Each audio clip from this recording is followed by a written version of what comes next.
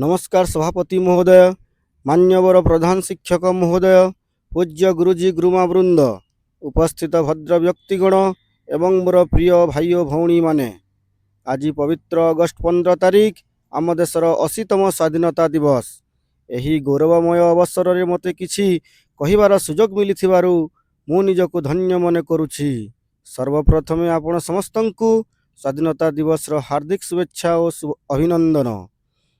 1947 मसीहा अगस्ट 15 तारिख रे आम देश ब्रिटिश शासनर कबलरू मुक्त होइथिला। एही स्वाधीनता आमको सहजरे मिली नाही।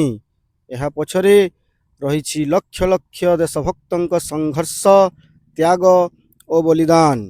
महात्मा गांधी, नेताजी सुभाष चंद्र बोस, भगत सिंह, चंद्रशेखर आजाद एवं आम ओडिशार वीर संतान बक्सी जगबंधु, जय राजगुरु, लक्ष्मण नायक और वीर सुरेंद्र सायଙ୍କ भली महान संग्रामी मानक रक्त और झालरे एही स्वाधीनता गढ़ा।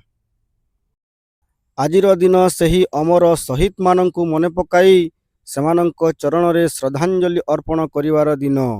स्वाधीनता परठारु आज पर्यंत भारत विज्ञान, प्रजुक्ति विद्या, अर्थनीति और महाकाश गवेषणा क्षेत्र रे विश्व रे एक स्वतंत्र परिचय सृष्टि करि पारिछि।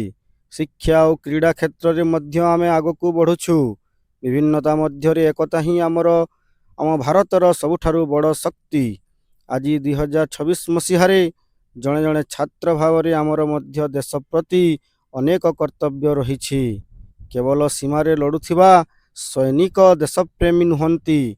आमे निज निज स्थान रे रही मध्य देश सेवा करि पारिबा।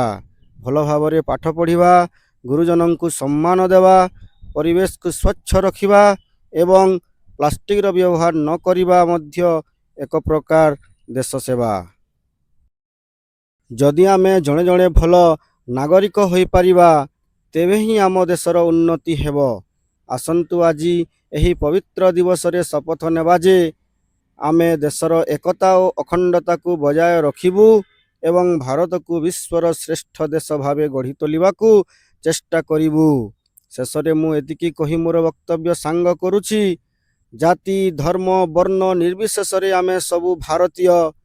आम देश सबुठु महान, आमे एहार गौरव। धन्यवाद। भारत माता की जय। वंदे उत्कल जननी।